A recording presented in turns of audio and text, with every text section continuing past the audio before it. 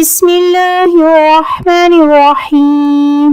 رمضان المبارک کی آمد ہے، چند ہی روز رہ گئے ہیں۔ اس مقدس اور عظیم مہینے میں اللہ تبارک و تعالیٰ نے قرآن پاک نازل فرمایا۔ یہ مہینہ رحمتوں، مغفرتوں اور دوزخ کی آگ سے نجات کا مہینہ ہے۔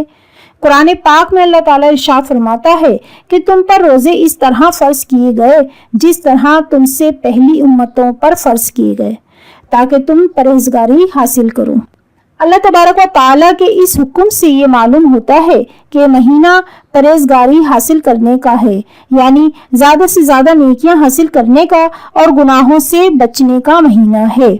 کوشش کریں بلکہ اللہ کے اس حکم کو اپنے اوپر لازم کر لیں کہ ہم اس مقدس مہینے میں گناہوں کو چھوڑ کر نیکیاں ہی نیکیاں کرتے جائیں گے، اپنی ہر بری عادت کو چھوڑ دیں گے، اپنے ہر برے کام کو چھوڑ دیں گے اور اللہ اور اس کے رسول صلی اللہ علیہ وسلم کے احکامات پر دل سے عمل کریں گے۔ اللہ اور اس کے رسول صلی اللہ علیہ وسلم کے بتائے ہوئے راستوں پر چلیں گے، صرف یہ مہینہ ہی نہیں بلکہ ساری زندگی، تاکہ ہم پرہیزگاروں میں شامل ہو جائیں۔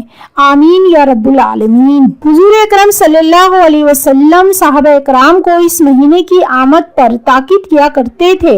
آپ فرماتے، جب رمضان کا مہینہ آتا ہے تو اللہ تعالیٰ ہمیں اپنی رحمت سے ڈھانپ لیتا ہے، دعائیں قبول فرماتا ہے، گناہوں کو معاف کر دیتا ہے، تو تم بھی اپنی طرف سے نیکی اور بھلائی کے کام کرو، رمضان المبارک کے فرائض اچھے سے ادا کرو۔ وہ نہایتی بدبخت ہے جو اس مہینے کی رحمتوں اور برکتوں سے محروم رہا۔ حدیث پاک میں ہے کہ شابان کے آخری دنوں میں ایک خطبے میں آپ صلی اللہ علیہ وسلم نے صحابہ کرام سے ارشاد فرمایا، جس کا مفہوم یہ ہے کہ بہت جلد تمہارے پاس ایک انتہائی برکتوں، رحمتوں اور فضیلتوں والا مہینہ آنے والا ہے۔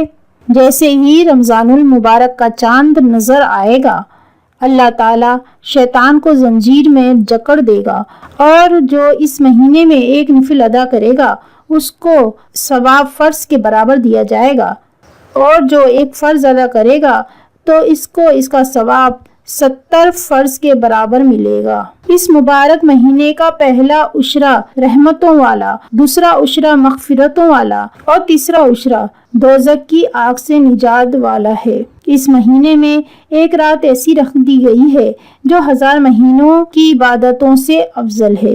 سبحان اللہ، کس قدر بابرکت مہینہ ہے۔ رمضان المبارک کے تینوں عشروں کی رحمتیں، برکتیں، فضیلتیں حاصل کرنے کے لیے ضروری ہے کہ پہلے سے ہم اس کی تیاری کر لیں۔ ہم اپنی زندگی کے ہر کام کی تیاری پہلے سے کرتے ہیں، کسی کی دعوت کی تیاری، کہیں جانے کی تیاری یا شادی بیاہ وغیرہ۔ اسی طرح ہمیں چاہیے کہ رمضان المبارک کی بھی پہلے سے تیاری کر لی جائے۔ گھر کی صفائی ستھرائی پہلے سے کر لیں، سودا صرف پہلے سے لا کر گھر میں رکھ لیں، افطاری اور سحری میں بننے والی ڈشز کی تیاری پہلے سے کر لیں تاکہ زیادہ سے زیادہ رمضان المبارک میں عبادت کر سکیں۔ کوشش کریں کہ افطاری کے وقت اور بہت زیادہ ہیوی ڈشز نہ بنائیں تاکہ ہم اپنی عبادت آسانی سے کر سکیں۔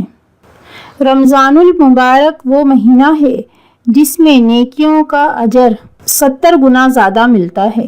اس مہینے میں زیادہ سے زیادہ لوگوں کی مدد کریں، اپنے آس پاس، پڑوس اور قریبی رشتہ داروں میں دیکھیں کہ کون حقدار ہے، ان کو اس کا حق ادا کریں، غریب لوگوں کی مدد کریں، اپنے گھر کے راشن میں سے تھوڑا حصہ ان کو بھی دے دیں، کیونکہ یہ سخاوت کا مہینہ ہے۔ قرآن پاک میں اللہ تبارک و تعالیٰ ارشاد فرماتا ہے، فَمَنْ شَاهِدَ مِنْكُمْ شَاهِرًا فَلْيَصُمْ۔ تم میں سے جو کوئی بھی یہ مہینہ پائے تو اسے چاہیے کہ وہ اس کے روزے رکھے۔